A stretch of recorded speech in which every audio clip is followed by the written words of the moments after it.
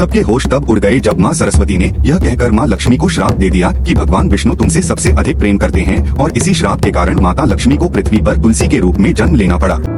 कहानी उस समय की है। वैकुंठ लोक में माँ सरस्वती, लक्ष्मी और गंगा देवियाओं में बहस हो गई कि तीनों देवियों में से भगवान विष्णु सबसे ज्यादा प्यार किसको करता है। क्योंकि सरस्वती ज्ञान, विद्या और कला की देवी थी, लक्ष्मी धन, वैभव और समृद्धि की देवी और गंगा पवित्रता, शांति और शुद्धता की थी। भगवान विष्णु तीनों का समान आदर और सभी से समान प्रेम रखते थे। लेकिन तीनों देवियों के मन में यह प्रश्न उठने लगा कि संसार में सबसे अधिक महत्व किसका है, ज्ञान का, धन का या पवित्रता का। यह विचार धीरे धीरे बहस में बदल गया। नारद मुनि भी वहां पहुंचे और अपने स्वभाव के अनुसार अलग अलग दृष्टिकोण रखकर बहस को और गहरा कर दिया। इसी दौरान माँ सरस्वती के मन में एक आशंका जन्म लेने लगी। उन्हें लगा कि भगवान विष्णु का ध्यान अब ज्ञान से अधिक धन और पवित्रता की ओर जा रहा है। कभी कभी विष्णु का गंगा के प्रति विशेष स्नेह देखकर सरस्वती के मन में ईर्ष्या और असुरक्षा उत्पन्न हो गई।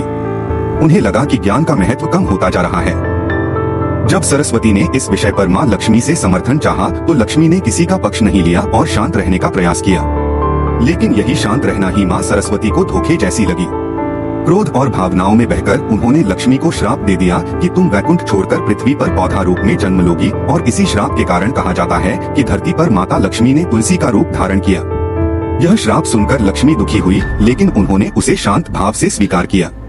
उसी क्षण माँ गंगा भी क्रोधित हो उठी और उन्होंने सरस्वती को श्राप दे दिया कि उन्हें भी पृथ्वी पर नदी के रूप में अवतरित होना पड़ेगा ताकि मानव उनके जल से पुण्य प्राप्त कर सके।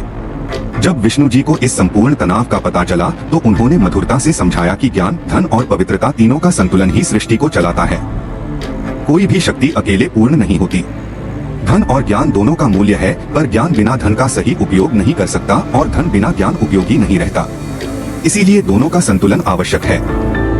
विष्णु ने लक्ष्मी को आश्वासन दिया कि पृथ्वी पर उनका तुलसी अवतार भी अत्यंत पवित्र और पूजनीय होगा और सरस्वती व गंगा को भी उनके दिव्य उद्देश्य का बोध कराया। अगर आप मानते हैं कि जीवन में ज्ञान, धन और पवित्रता तीनों का संतुलन ही सच्ची सफलता है तो कमेंट में लिखिए जय श्री हरि विष्णु।